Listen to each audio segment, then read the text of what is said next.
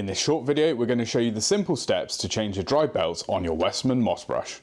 The tools you need are a 10, 13 and 15mm spanner along with a 10mm and 13mm socket with extensions. There are 3 belts to be replaced: the drum belt, tooth belt and a blue primary drive belt. Firstly, using a flathead screwdriver, carefully pry the drum belt over the top of the drum to remove it. Next, loosen the front screw using a 13mm spanner. Fully remove the top screw by hand. Once both screws are removed, lay the machine onto its handles and lift out the drum. Using a 15mm spanner, remove the pulley bolt located at the base of the oil inlet. Remove the tooth belt and pulley from the underside of the machine. Next, remove the 4 10mm bolts securing the rear red guard. Using a 13mm socket and ratchet, remove the 2 guard screws and take out the guard. Next, remove the blue primary drive belt. Now to install the belts. Install the new blue belt onto the grooves closest to the chassis on both pulleys. Fit the new tooth belt and reinstall the pulley removed earlier. Ensure the teeth are on the belt are facing outwards. Next, secure the pulley with the nut on top of the chassis and position the drum belt ready for installation. Next, reinstall the rear guard using the 13mm socket and ratchet.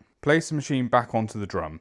Tighten the front screw, then reinstall and tighten the top screw. Hook the drum belt onto the rear lower pulley, then feed it around the top groove of the drum. Finally, check the belt is not twisted and the drum spins freely. And with a few simple tools, that is how easy it is to change the 3 drive belts on the Westermann WR870 Moss Brush.